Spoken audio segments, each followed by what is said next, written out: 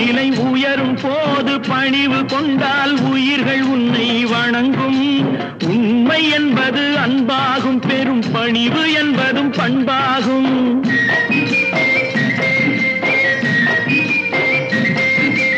உண்மை என்பது அன்பாகும், பெரும் பணிவு என்பது பண்பாகும். இந்த 4 கட்டளை அறிந்த மனதில் எல்லா நன்மையும் உண்டாகும், எல்லா நன்மையும் உண்டாகும். 6 மனமே 6, அந்த ஆண்டவன் கட்டளை 6. 6 மனமே 6, அந்த ஆண்டவன் கட்டளை 6.